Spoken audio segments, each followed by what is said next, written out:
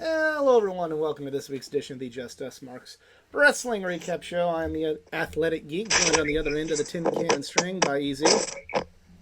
Hello. And yes, it's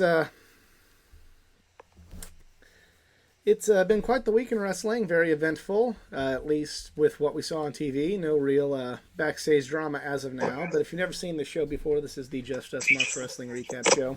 I'm Ed Easy at All In Starcast. We love wrestling, we talk wrestling, we share our love pro wrestling with each and every one of you out there. However, just like each and every one of you out there, we're just fans. Our pins that have any other fans. We avoid insider terms. We're not insiders, we're not wrestlers. We are just a bunch of marks. And to start things off, we will talk about Raw this week. Starts out with the Judgment Day versus Kevin Owens and Jey Uso. He start out with a interview with Jey Uso, and Kevin Owens interrupted him, and basically Kevin Owens just says, look, you got a long way to go to prove we can trust you. So I kind of like how what they're doing with this storyline.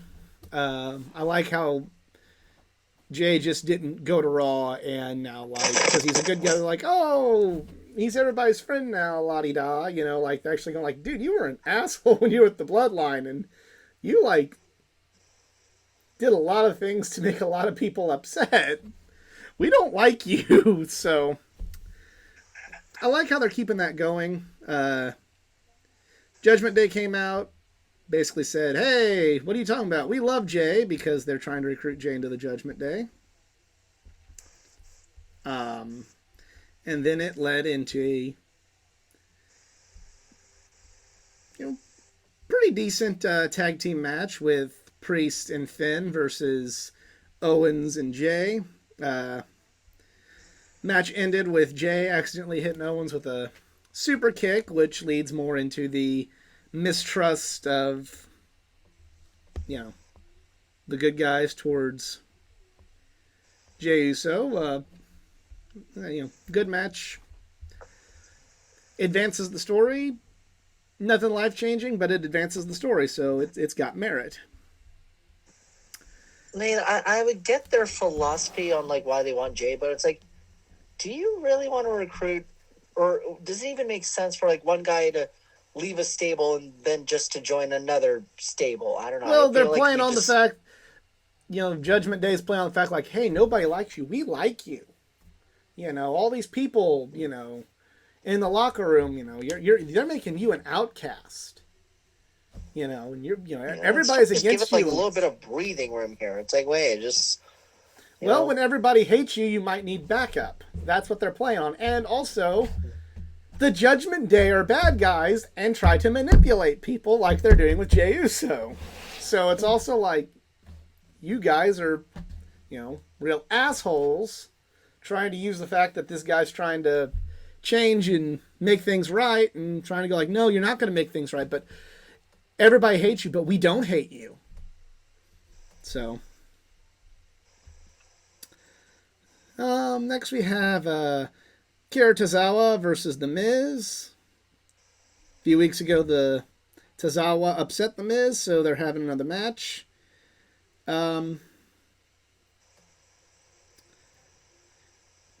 Is okay.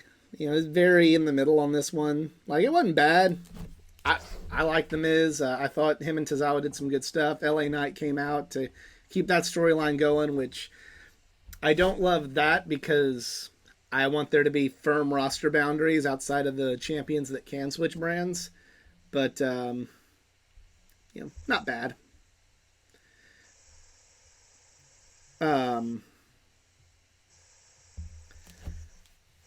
Imperium came out to celebrate Gunther now being the longest reigning Intercontinental Champion of all time.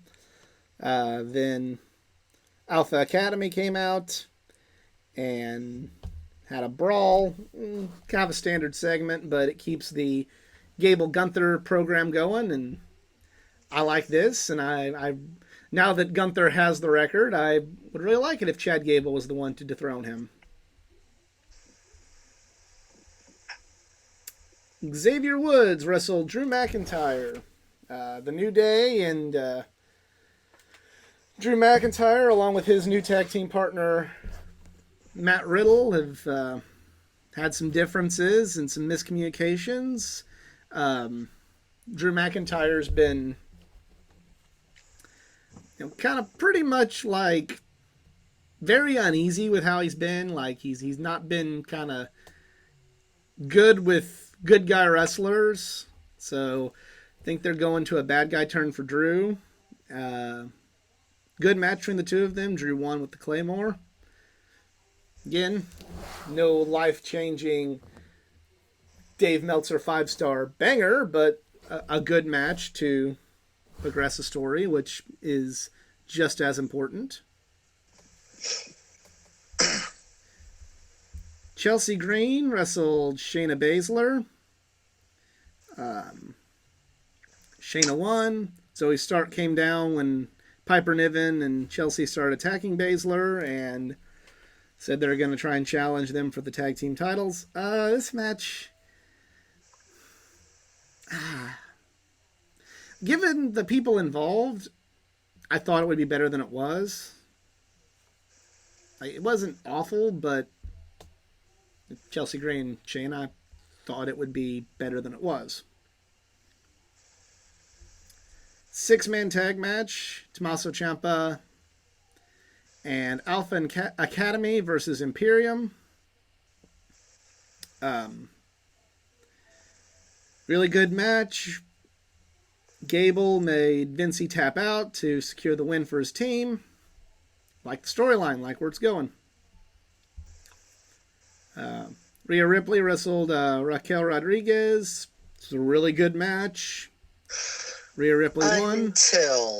Rhea Ripley won. But then Nia Jax made her return, and I was all aboard this. I was like, man, this is really, really solid episode of Raw. I'm really liking this.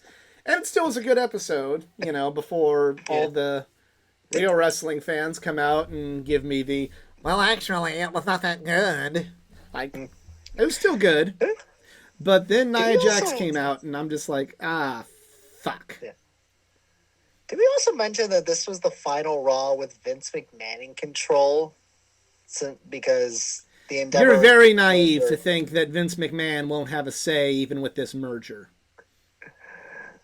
Like, as far as it being like not owned by Vince McMahon, the shareholders only, yes, you absolutely. If you don't think Vince McMahon is going to have some sort of say after this merger, and he may, maybe he won't have a say in creative, but if you don't think Vince McMahon is going to be at least involved in some way, shape, or form, you're very naive. Yeah, but I think I saw one YouTube comment that was funny. It was like, keep in mind that Nia Jax came back before Randy Orton. It's like, man, how bad is that injury? It might. I mean, it's all rumor and innuendo, but there's speculation that it could be a career-ending injury. It could have put Orton. It could have retired him. I'm not the world's biggest Randy Orton fan, but I hate to see that. And, of course, you see the usual RIP to the women's division and our thoughts and prayers to Rhea Ripley's injury in the next few weeks.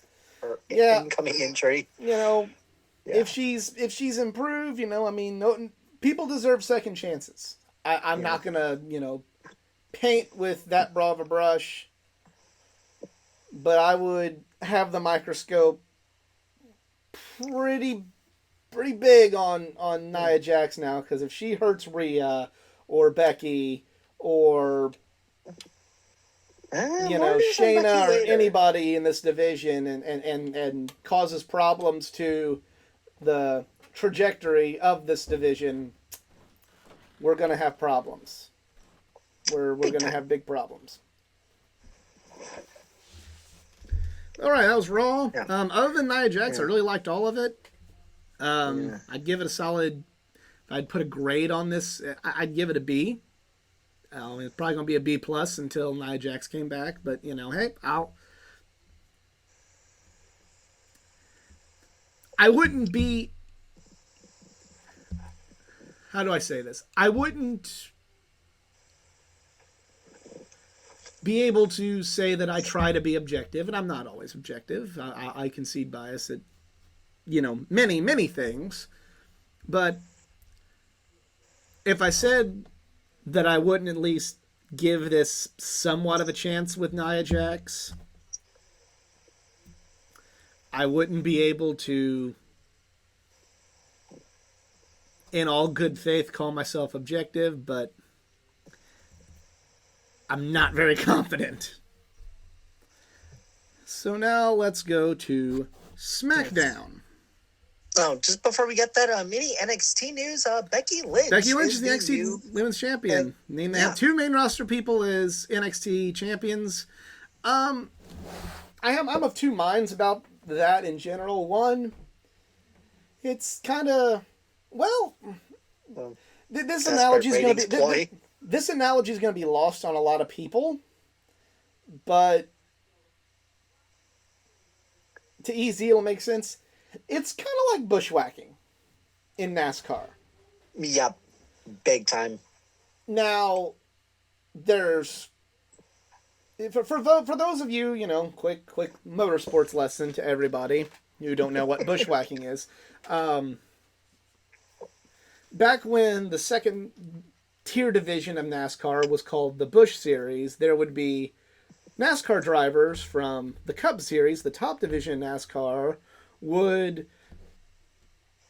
sometimes run the race in the lower division that was normally the day before the Cup race for just either fun or extra practice on the track or, I actually literally did hear this from Brad Keselowski when I was in Bristol. Ratings. That's why. Yeah, ratings, track attendance, which is which adds some credibility to why they're doing it with NXT right now. But track attendance, sometimes a person's home track, sponsorship, you name it. There's a plethora of reasons. Sometimes people they just wanted to run to try and see if they could add a new trophy to their trophy case. Whatever. So the NASCAR jargon of full-time Cup Series driver, full-time driver in the top tier of NASCAR, going to the second tier of NASCAR to run the race was called bushwhacking.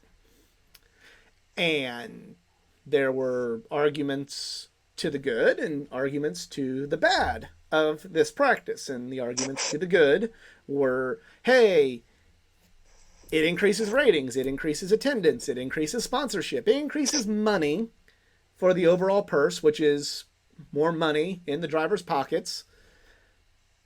And for those up-and-coming drivers that are moving their way and trying to get a ride or an opportunity in the top-tier division, it's a proving ground. So I'm like, hey, you raced really well against this guy who's won NASCAR championships and many races in the top-tier division, so you show you have skill. You're worthy of being taken, having a look at, getting that opportunity.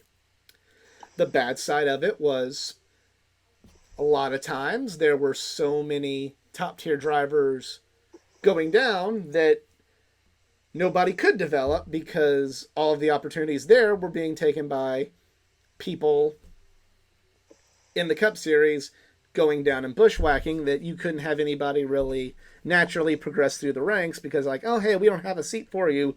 We got 4 guys from the top tier division who's going to come down and race for ratings and, to get an extra trophy for the weekend. And therein is the good and the bad to people like the New Day winning the NXT tag titles, Dominic being the North American champion, Becky Lynch being the NXT Women's Champion. Yeah. On one hand, yes, you have ratings. Yes, you have more eyeballs on that show, the developmental system, because it's no longer the big underground WWE equivalent of a super indie anymore. It's it's developmental on primetime TV. It is the equivalent, it is what it is. So now you have people that are very popular coming in and winning those belts. on the flip, and also you have wrestlers in developmental getting to have matches and learn from, maybe not so much Dominic, but learn from somebody. And I'm telling, that's not a knock on Dominic. He's just not a veteran. But you have tag teams learning against the New Day. You have up and coming female wrestlers learning and developing themselves against Becky Lynch. So there's the pros, much like the pros to Cup Series drivers running the lower division. There's the pros. The cons are like,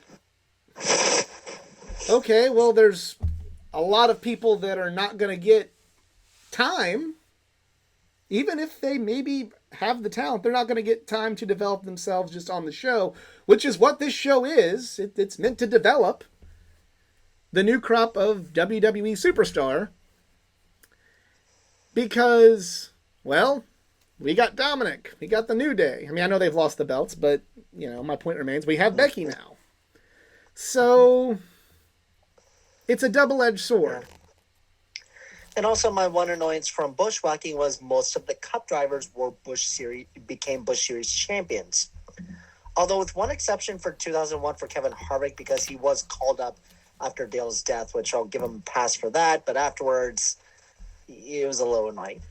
Yeah. But nowadays, if you race in Busch or truck, you don't get points. You'll still get the wins. So that way prevents the top-tier drivers from winning the lower division championships.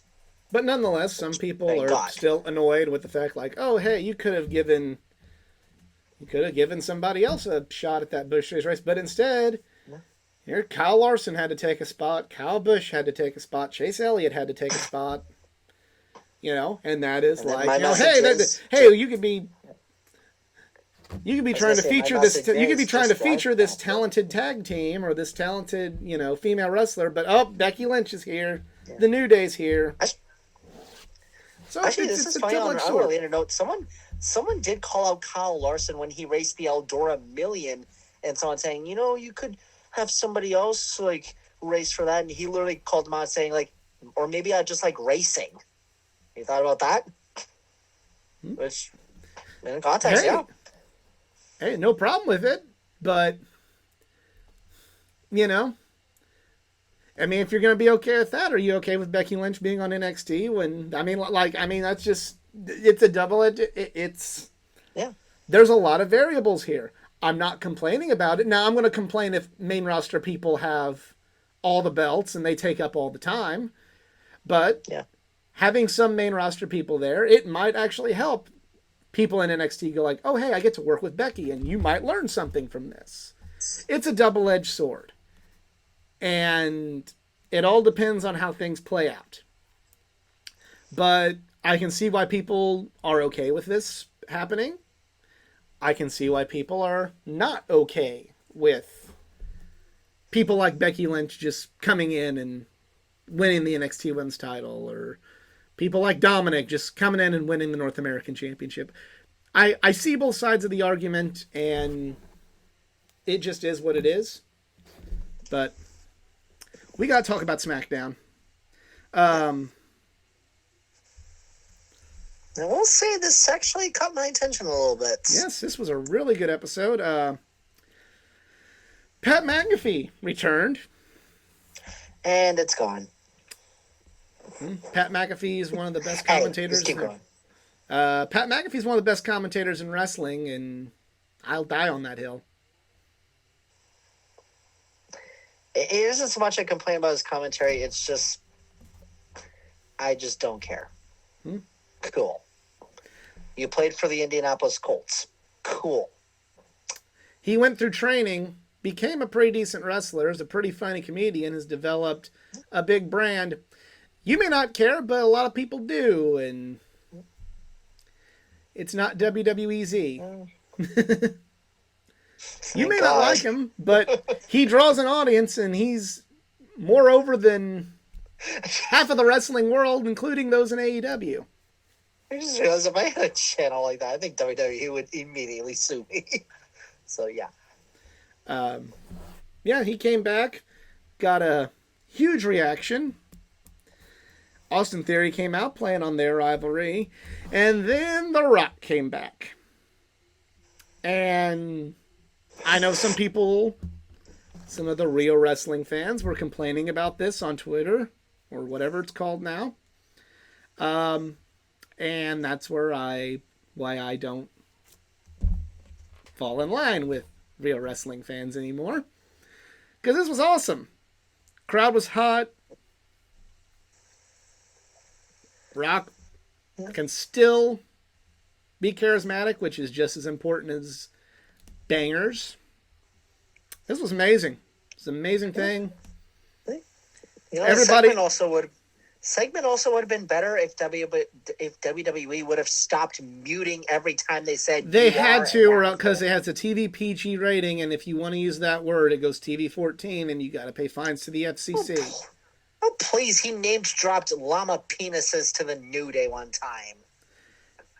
That I laughed at. This is on network television.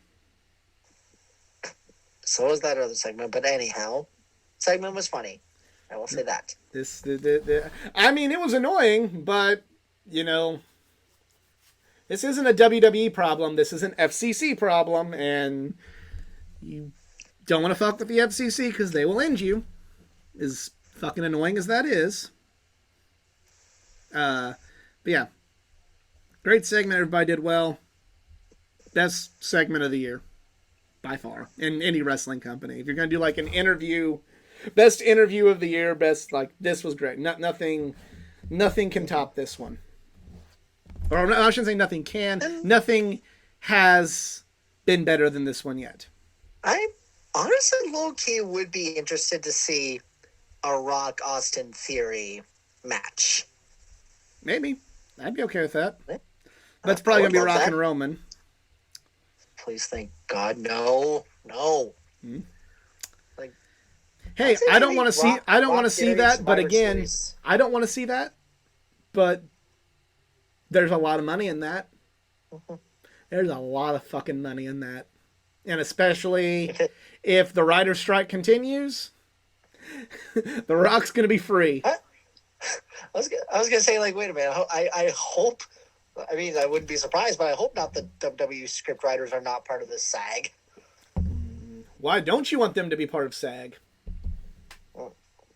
I don't know, because other than still getting to watch wrestling, like, I mean, I didn't think they would be a part of that. No, they're not. But that's why I'm saying that they're still able. That's why The Rock and John Cena are now back in wrestling, because they ain't doing anything in Hollywood right now. Yeah, meanwhile, the independent movie companies are thriving. It's like, we can do whatever the hell we want, unless your actor is a part of SAG. We'll find indie actors. Yeah, exactly. But, yeah, so once you're part of that union, you don't do non-union work. If there's a potential Roman Rock at Royal Rumble, it won't be at Royal Rumble. If you're going to do that match, you can't do it anywhere but WrestleMania. You don't do it, even Royal Rumble, as big as that is. If you're going to have Roman and The Rock, you do it at the biggest show of the year. And I say that as somebody who wants to see Cody win the main event at WrestleMania and win the title. You can't do, if Roman and The Rock happens, if you're going to do that match, having it anywhere but WrestleMania is wrong. Biggest matches go on the biggest show. Period. Biggest match goes on the biggest show. And while I'll concede, I don't want that to happen. If it does, I understand why. I don't like it. I don't have to like it. But I can understand the logic.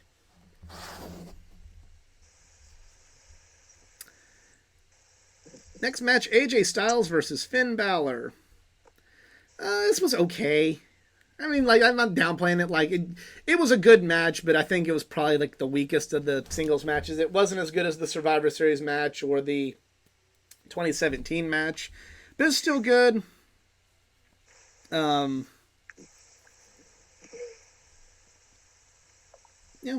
Was what it was.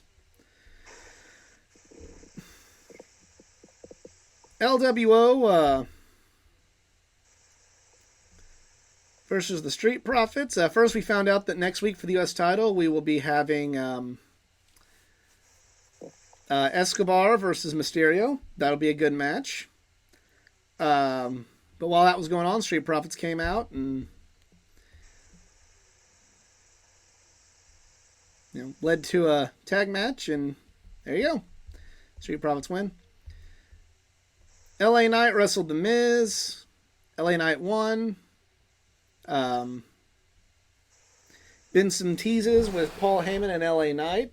I'd love to see them go back and forth on in an interview. That'd be great. LA Knight defeated The Miz. Now, can The Miz please stay on Raw? Afterwards, LA Knight did say he wants to go for a championship, so maybe he'll be Roman's challenger at the next Saudi show.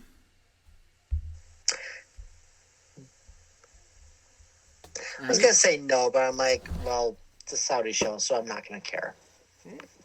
I mean, that's your prerogative.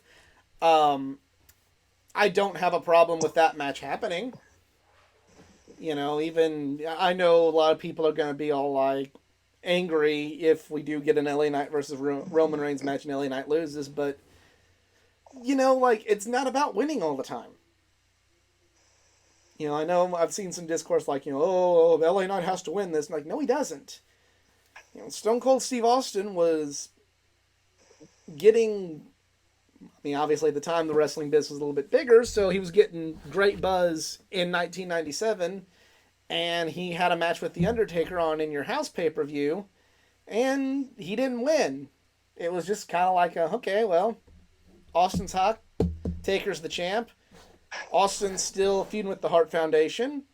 We can intermingle all of this and tell a good story with it. And if they can tell a good story with LA Knight and Roman Reigns, even if LA Knight doesn't win, it as long as he's not completely buried, it can still be a good thing for LA Knight.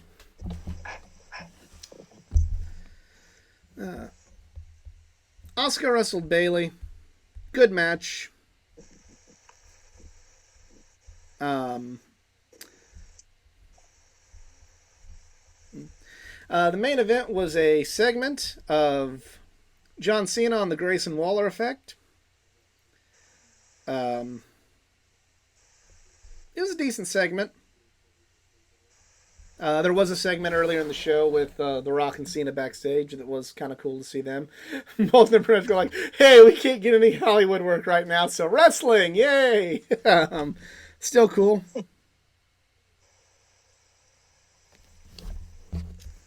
But yeah, not a bad segment. The end of the segment, Jimmy Uso and Solo Sikoa went out to attack John Cena. AJ Styles made the save. We might be looking at what's left of the Bloodline versus Styles and Cena tag match, possibly in Saudi Arabia. But yeah, not bad. Not as good as Raw, but not a bad show. Now we light the fuse and bring the boom to talk about Dynamite.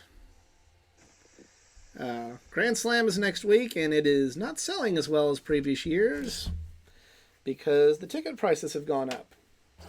Underdogs, yay. And the Upper Bowl also isn't open.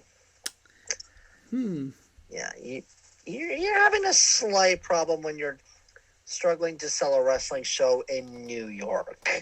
I won't say it's because they're having the problem because it's New York.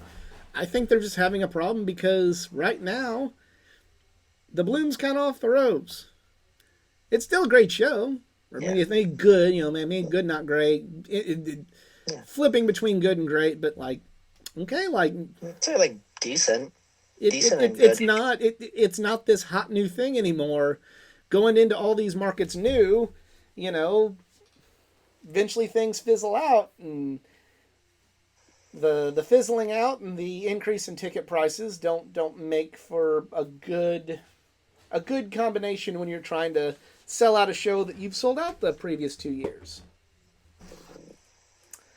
But show starts off, International Championship match, Jon Moxley versus Big Bill.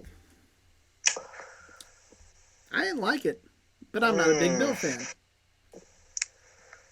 I just found it a random match, especially for Jon Moxley's homecoming in Cincinnati. And I had a friend who was at the show; she loved it. But like, Big Bill, really? Like, yeah, I mean, I guess they wanted just like kind of a size differential and kind of like just a filler title match. But I would have been far happier with Moxley and Ricky Starks. You got to save that one. That's one that people pay money for. Are you saving that for Full Gear? Yes. Or actually, in this case, Wrestle Dream, or I don't know if Starks wants to wrestle there, but I don't know. Why not? Why not either one of them? There's too much money there, especially with Starks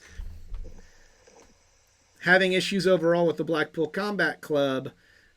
That's a money match. Yeah. That's a match you pay to see, Starks. And so again, I'm okay with the logic of this one. You know, like, hey, you just need something for Mox to do in his hometown, a defense to pad the resume. Cool. No problem whatsoever. I'm just not a big Bill fan. But whatever. Yeah, I didn't think that was the strongest opener, but I was like, well, I'll take that.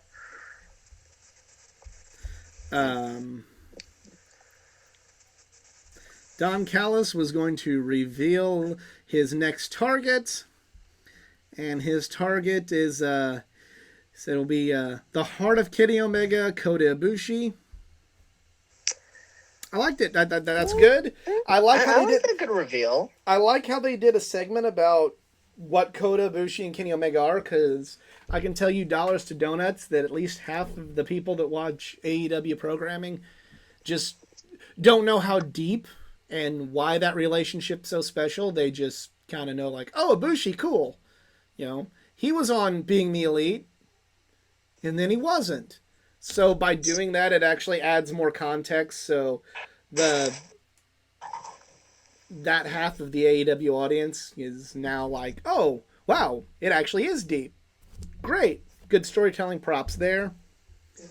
Although I really didn't get the streamers thing. I'm like, really? What? Because you beat Kenny twice? Okay. Here's a list of other people who've beaten Kenny twice. It's kind of a joke.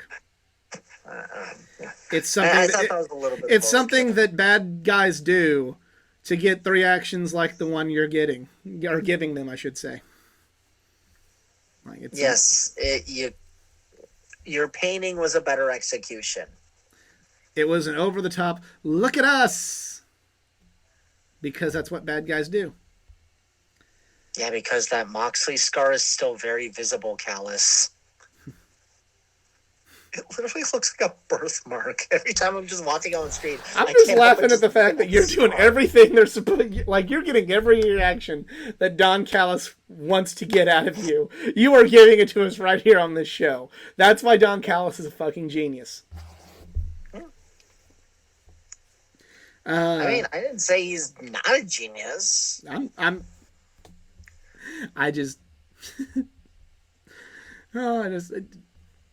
It's why, like, him and Paul Heyman are like the best managers in pro wrestling right now. I would honestly low-key love to see, and I know this probably will never happen unless Heyman retires, but a Talk is Jericho episode featuring Callis and Heyman. I want to see that. That would be interesting, because Callis was in ECW, so there you go.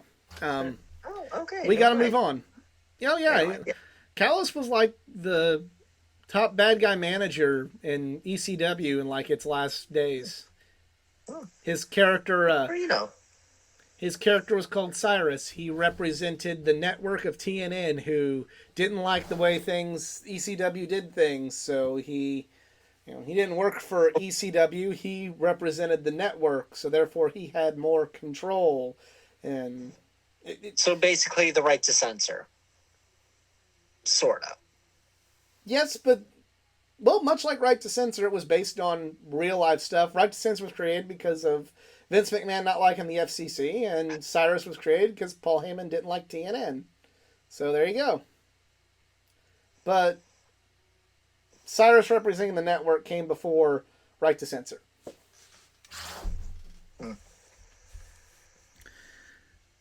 Women's Championship 4-way eliminator. Dr. Britt Baker, DMD, Hikaru Shida, Nyla Rose, and Toni Storm. Holy shit!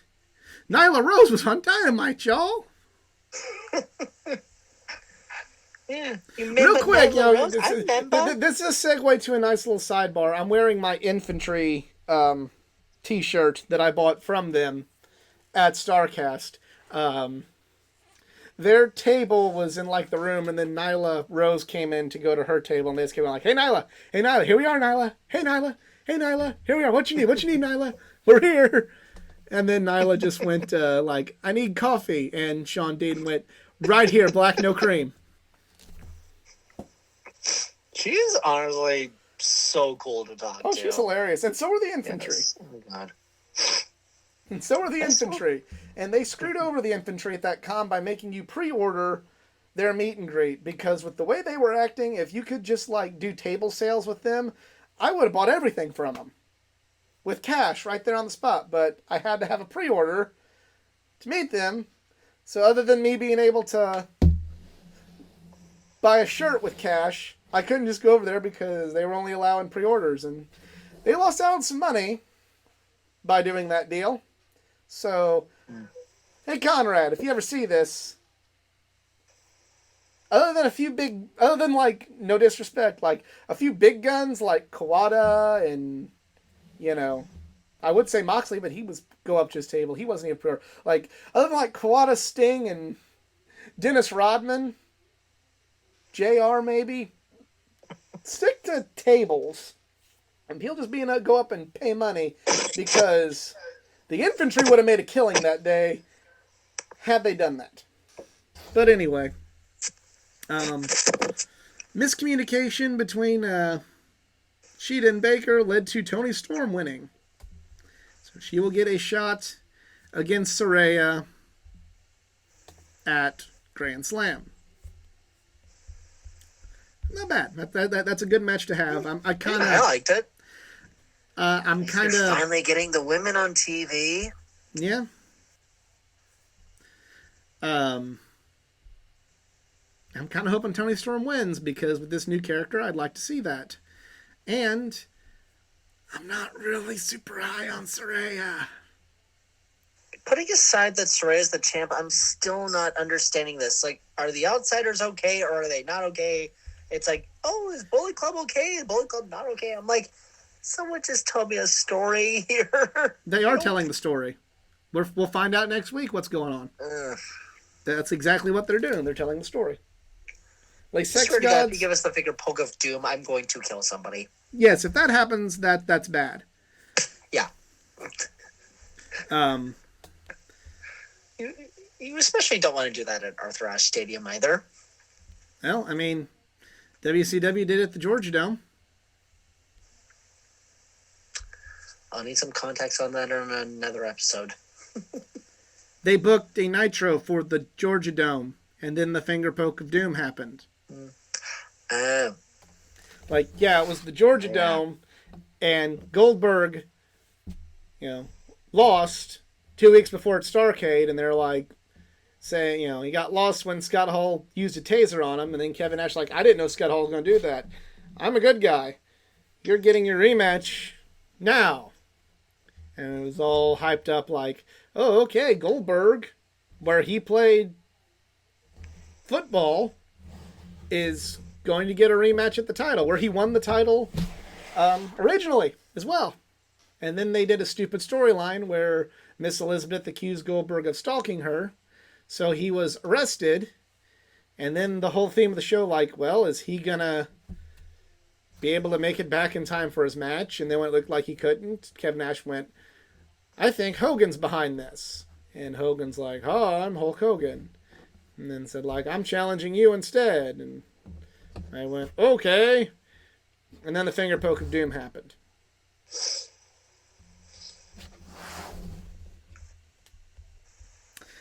So, like, Sex Gods had a promo. Good promo. Check it out. Nothing we can say can do it justice. Hangman Page wrestled Brian Cage. Really good match. These two guys work well together. I mean, Brian Cage is hit and miss as a wrestler, in my opinion. I think he's good, but he's not like the most consistent wrestler. But definitely when him and Hangman are together, it's always a really good match. So I like this one. Good match. Also ties in with the little embassy. Keeps that storyline going with Swerve and Hangman. Gonna have a match at Wrestle Dream. I did like the end where Prince Nana just kept dancing, not realizing he's about ready to get super kicked by the Young Bucks. That was cool. That was maybe the most satisfying thing I have seen this year because, God, I hate his fucking dancing. I'll take Don Callis being a prick and just getting us those reactions all the time. I'll take that. Prince Don, stop fucking dancing, please. I'm just waiting for more. I like when Prince and I, like he did in Ring of Honor, would sing the "We're in the Money" song, complete with doo doo doo doo doo doo doo doo doo doo doo doos. Prince Nana's also great. He's not as good now as he was, but Prince Nana's a legend. Okay. I was gonna make another comparison, but I'll just be here all day. MJF did a promo on Samoa Joe where he brought up, essentially did Steiner math. Some people laughed, some people did not. And that's all I'm going to say. Considering it's not on their YouTube page, I'm going to assume, or maybe it is, but I just don't care at this point. Darby Allin and Nick Wayne wrestled Matt Menard and Angelo Parker.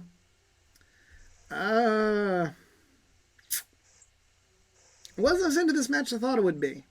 Again, not bad, just wasn't it into felt this like filler. Yeah. It was filler. And let's also ignore the fact that Darby got attacked on Collision by Christian Cage. Yeah. It just kind of was what it was. And then finally we get to our main event.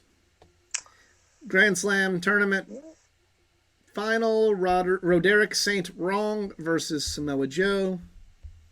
Yeah.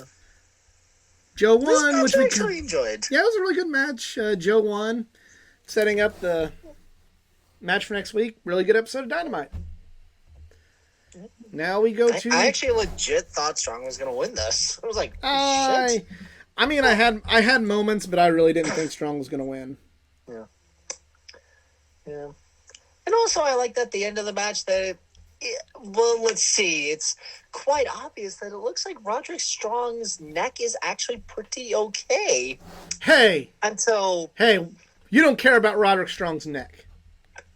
Awful person. Well, I have a neck feeling that he feels kind of fine. No, you just don't care about his neck.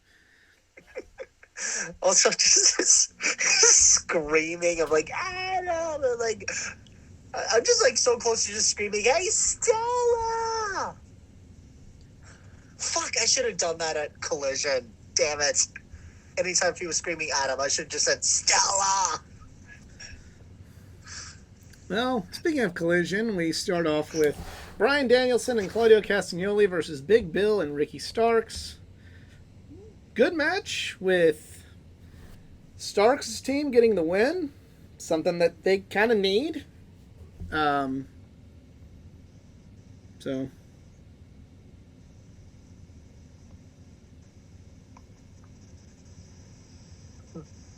yeah, FTR versus the Iron Savages. This was kind of a squash. I mean, cool that they're given the opportunity, but we'd like to have seen more. This was a very squash heavy, maybe not squash like as bad as like an old episode of WWF wrestling challenge, but this was a squash heavy episode of Collision. But yeah, that just was what it was. John Silver wrestled Anthony Bowens. This was cool. John Silver is the most underrated wrestler on their roster. And he won. So we might be looking at the Dark Order beating the Acclaimed and Daddy Ass, and maybe, just maybe, more screen time for John Silver, which I will not complain about.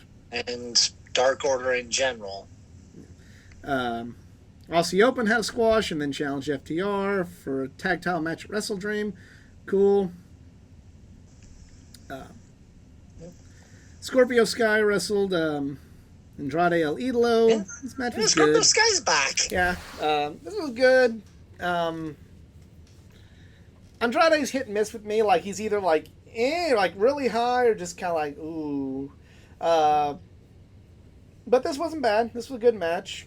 Had another Keith Lee promo. When are we going to see him actually wrestle? Yeah. Wait, you missed this. So your favorite guy also cut a promo on El Idolo. Yeah. The guy, yeah. Yeah.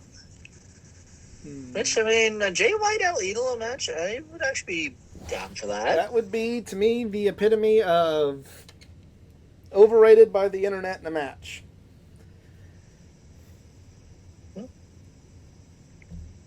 But whatever.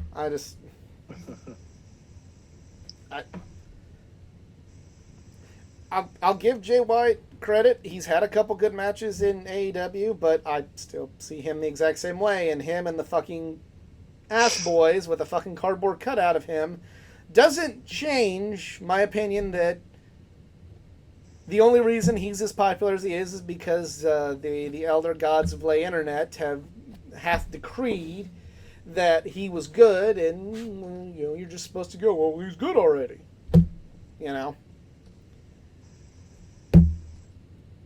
I don't see anything more special about him and what they're doing than anything else that gets mixed reactions by the wonderful internet.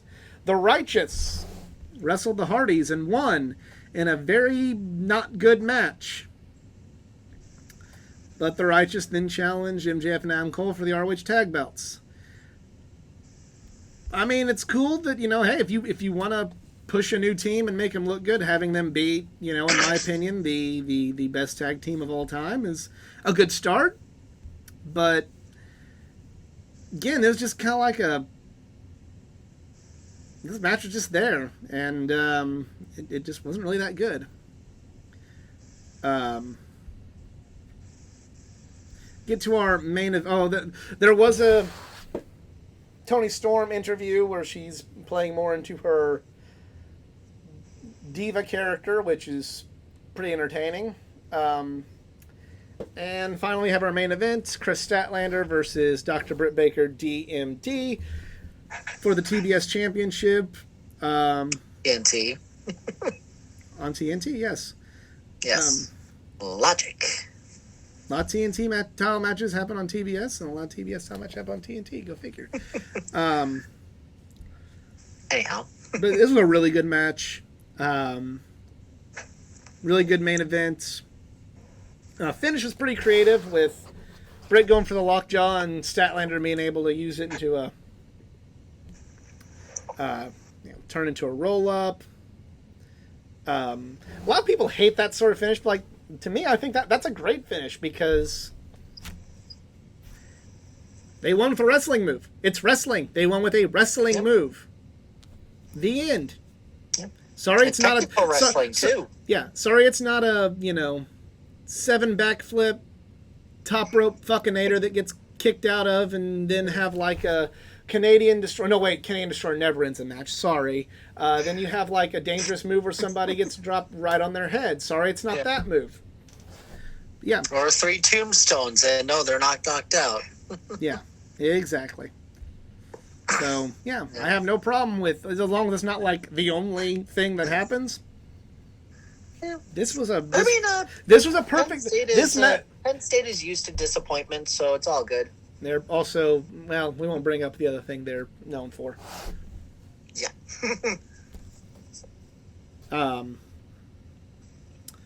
But No, like this was perfect. Like Statlander won. She won clean. She won in a good way. She proved she was better than Britt, but Britt doesn't look like, it wasn't just like destroyed. Britt can go off to be a good contender for Saraya or Tony after this, and if she picks up another win or two on the way, she could challenge Saraya or Tony for Wrestle Dream or Full Gear, and it wouldn't seem like a problem. This is hats off. Yep. Good match, great call. Best match on this show, full of squash matches. I promise you that one. No, big time.